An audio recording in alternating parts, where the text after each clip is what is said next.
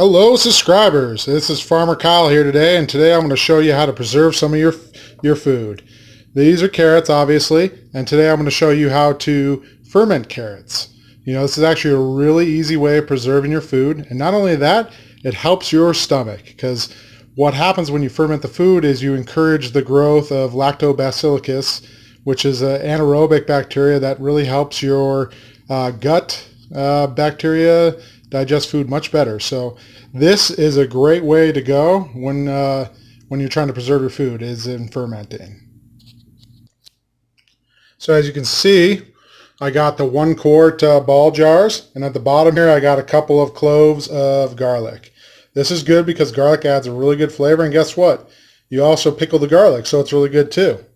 In addition, I got 2 quarts of water. Now that may be more than we need for this particular batch, but you want to go by the rule of thumb between 1 and 3 tablespoons of pickling salt per quart of water.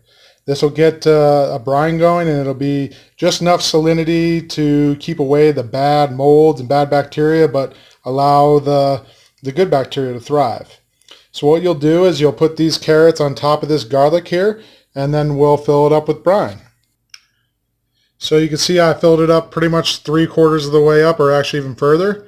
And I'm just going to pour the brine right on top. And you're going to want to bring this all the way to the top, because you really do not want to leave any air for any of those nasties to get in there. And essentially you need to make sure all the vegetables are covered with that brine. Because again, if any air gets in there or they're not covered with that brine, they will start to mold and get bad. So you don't want that.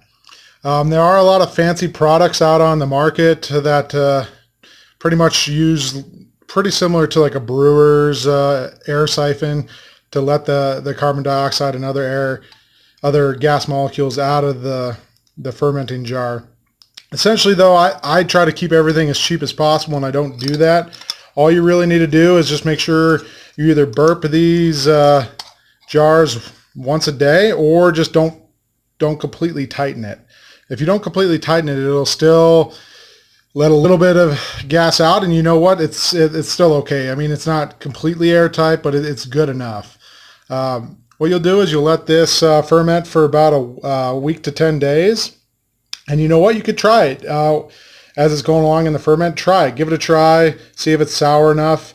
Essentially, what this will kind of start tasting like is a little bit like sauerkraut or sour pickle.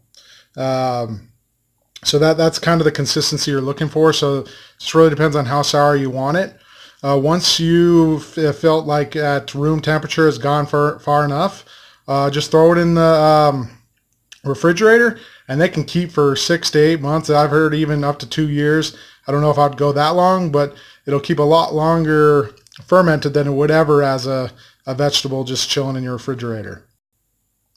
Well, hopefully you give this a try. I mean, carrots are pretty darn cheap. Even organic carrots are really cheap. So give it a try. You don't have to grow them yourself, although I encourage you to grow as much food as possible. But give it a try. See what you do. Essentially, you're just going to use your senses to see if it, let's say you're a year out and you still have some. Use your senses. If it doesn't smell good or anything, then get rid of it. But most of the time, this stuff is still going to be good, because fermentation lasts a long time. All right, this has been Farmer Kyle. Please subscribe at the very bottom right. Click that button and subscribe. Help me out. I'm trying to grow my channel. And also like us on Facebook, and have a great day. Thank you.